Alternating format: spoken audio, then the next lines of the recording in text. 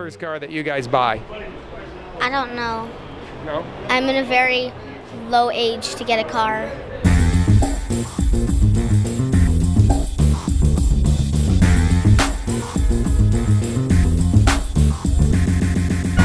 Hi, I'm Josh Hancock with Motorland.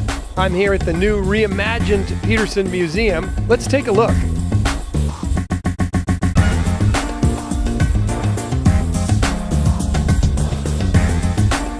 All right, so you're waiting to get in. Are you pretty excited about this? Whatever happens today is going to be very, very memorable. He did come from Norway, though, to be here.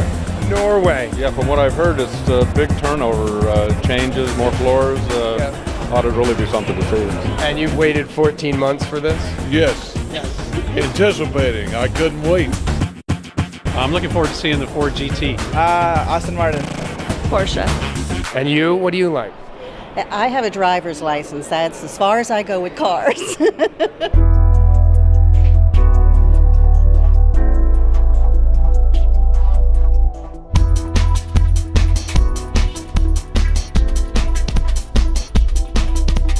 I love that they have this top floor full of exhibit space. It used to be offices. It's really bright.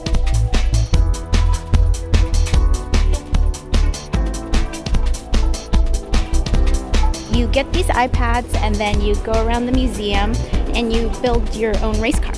You're watching a soap opera. She's designing a car and you have TV on. I don't understand how that works.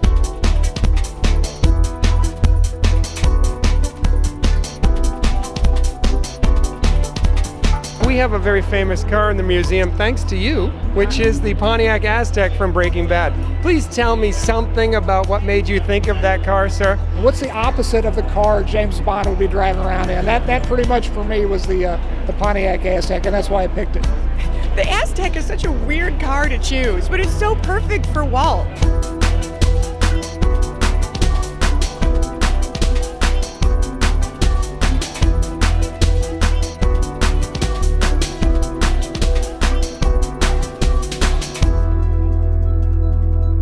Will you be coming back here again?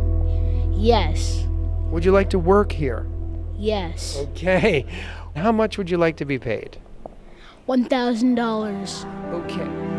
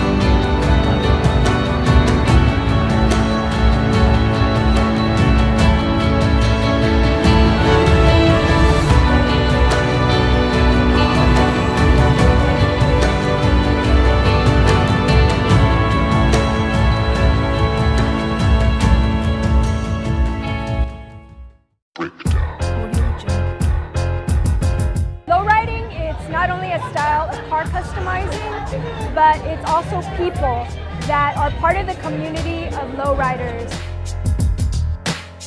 Lowriding just emerged out of post-World War II automobile culture, and when there was a proliferation of activities like cruising and demolition derbies, and so lowriding was just that community of car owners and lovers who'd like to go low and slow. All of us car builders have something in common. We identify with chrome, with paint, with moldings, with interior. These are the things that unite all of us. A lot of our style came from the street of LA.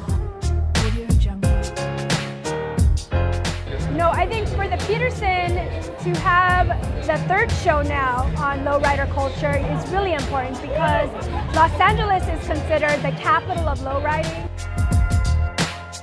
In this show, we're sort of bringing two worlds together. Artists from the museum gallery world and then artists from the lowrider world. Women also participate in the culture, and we have women artists using their paintbrush and their camera to visualize themselves as participants as well as subjects in lowrider art. Lowrider cars are canvases of self-expression, and as I always say, every car has a story. So a lot of times the lowrider car owners choose artists to tell the story. So for instance, Magoo, in our family car, he tells the story of Chicano history using the lowrider car. Or the Dalvas, they celebrate their families through their car. Or Mr. Cartoon in Gangster Squad. A lot of the murals you see are murals of fantasy. They're romantic. They have, illusions of money and wealth.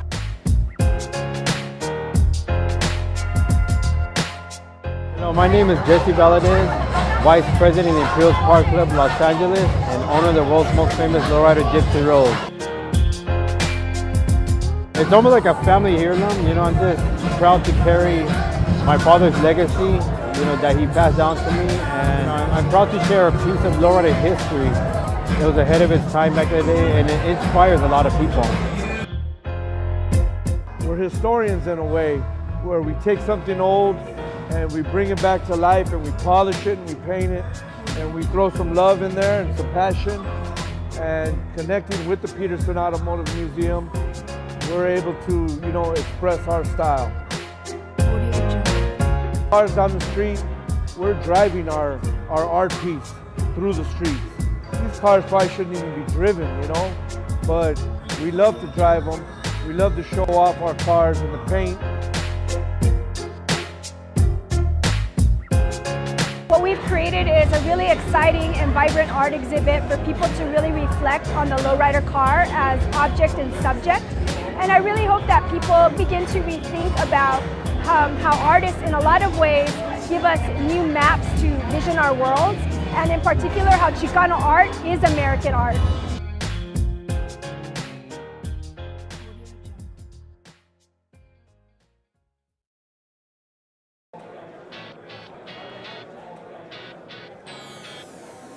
So the museum embraces motorcycles as much as it does four-wheeled vehicles. We notice that sometimes people come and look at our motorcycles, and if they aren't already interested in motorcycles, they have a hard time connecting with them. I see these as works of art, functional mechanical works of art. The builders of these motorcycles have looked at the motorcycle essentially as a blank canvas, and not just the motorcycle as a whole, but every individual part. In many cases, they've completely reimagined individual parts of the motorcycle. These bikes have never been seen together. They've never been in a museum before. It's a fairly new custom style, only in the last 10 years. And it's also an international style. The variety of the machines is incredible, but what's most incredible is the quality of the design and the quality of the execution of these motorcycles. They're all made by hand. Each one of them is completely different from all the others, and they're all really beautiful. There was a big movement of machine manufactured or billet customs in the 90s and the 2000s, and the custom revolution movement, or the alternative custom movement as we call it. There's no rules, you can make things any way you want, but really almost all the bodywork you see on these motorcycles has been hand pounded or made on an English wheel. It's pretty amazing what you can achieve by hand with time, with vision, and with a lot of skill. Everyone here has captured their own spark, and I think that's why this is such a compelling exhibition. Everyone has a story, like mine, where they started, what they were interested in. All the same thing. I wasn't into this, but then something drew me in. I look for this exhibit to inspire people in the same way that walking into an art gallery and looking at the artwork on the wall might inspire people. It might inspire somebody to create artwork. It might inspire somebody to look at a motorcycle, look at a vehicle, look at anything in the world, in fact, and reconsider what it might be, how it might function, what it might look like. Essentially look at the world as a blank canvas for creativity.